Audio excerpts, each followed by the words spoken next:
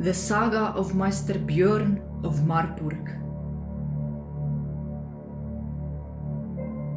Dark was the night when I opened my eyes, looking above to the cloud-covered skies.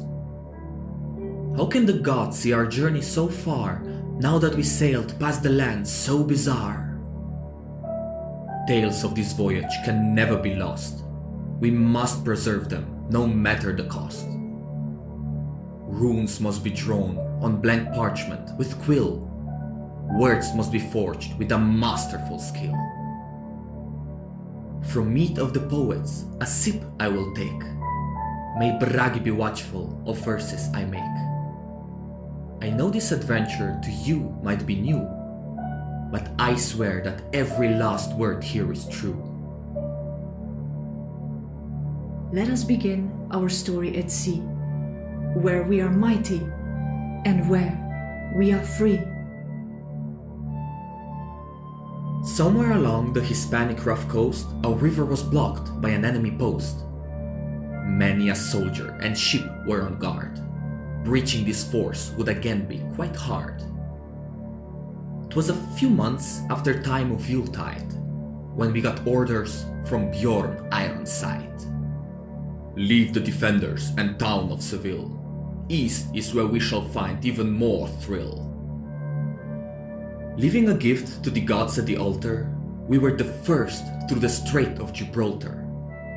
Mediterranean Sea, what a sight! Far-reaching waves of the pure ancient might.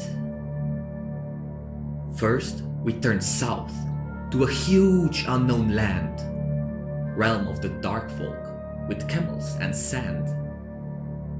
The air was too hot, so we promptly set forth around known Hispania, along its coast north. In uncharted waters, excitement was born, and none was excited like our King Bjorn. The waterside towns were for us like a quarry.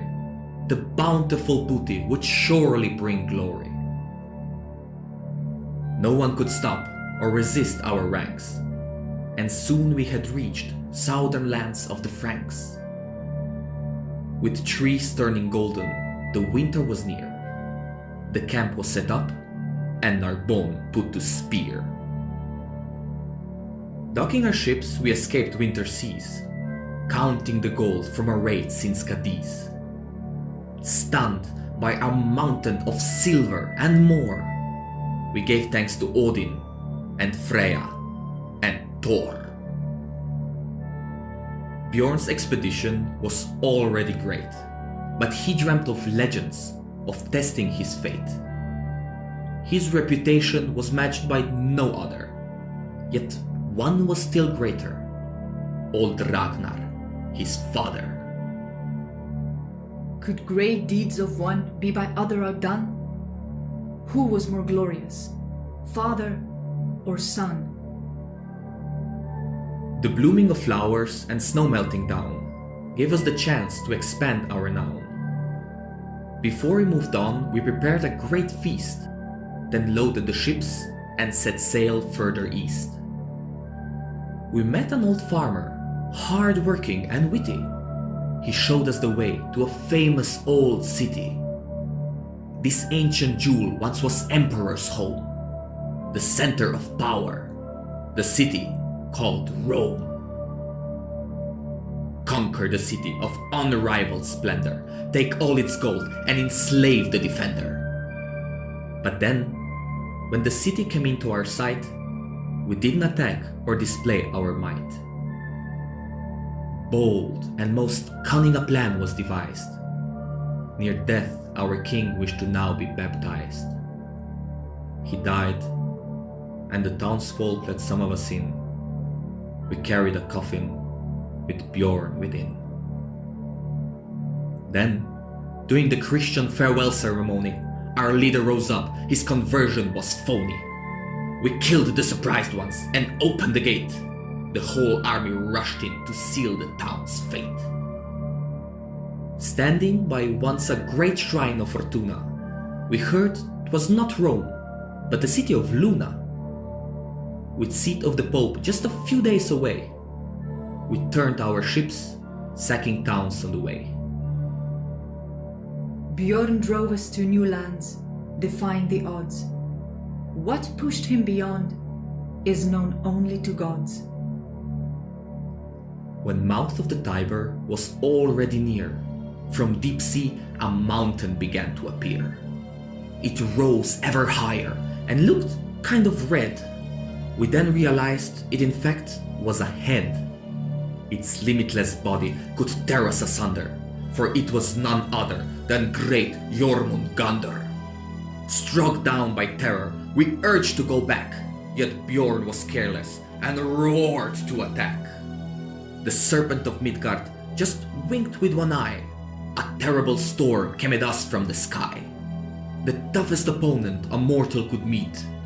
To Loki's huge child, we admitted defeat. 5 years since Great Charles was crowned. A day from the city, we all almost drowned. Far to the south was compelled the retreat. Sicily is where we regrouped our fleet.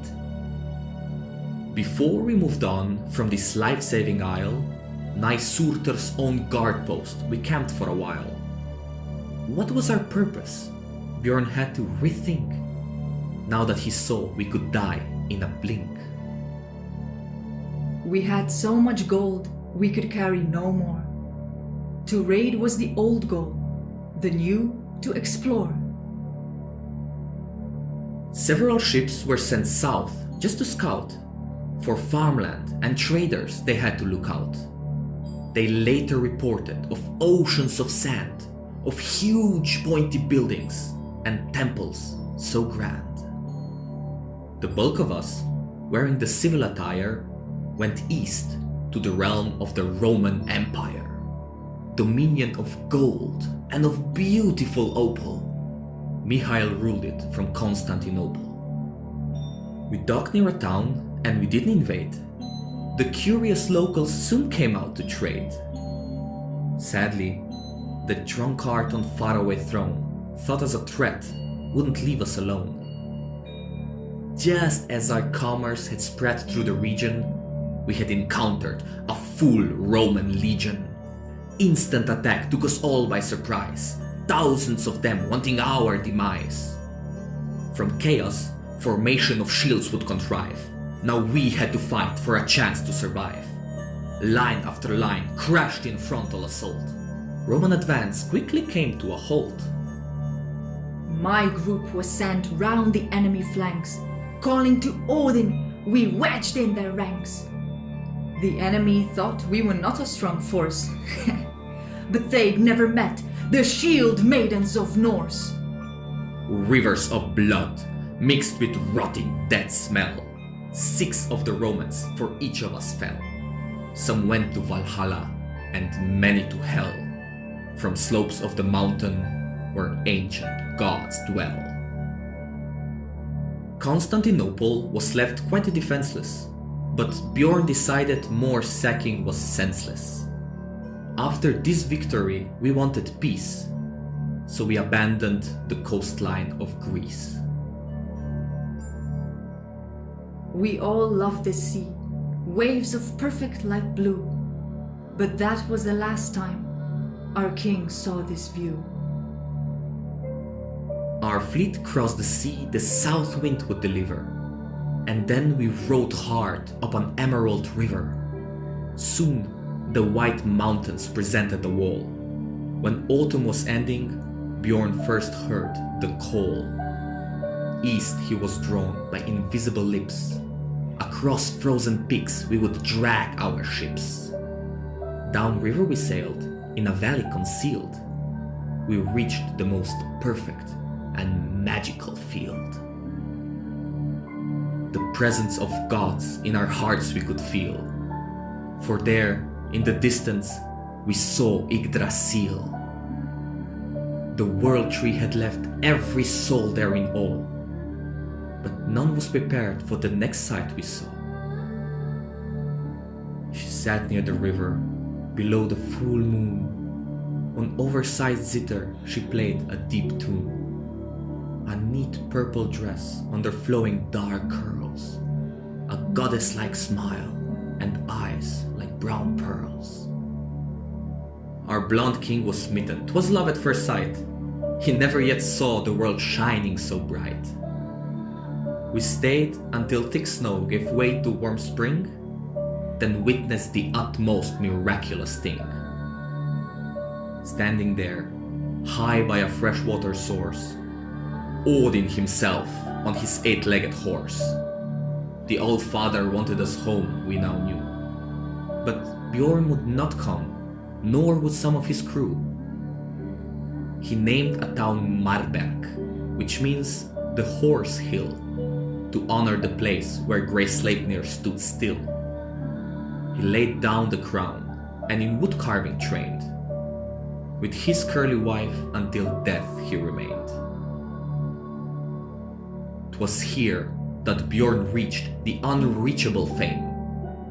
For Meister of Marburg, the first he became.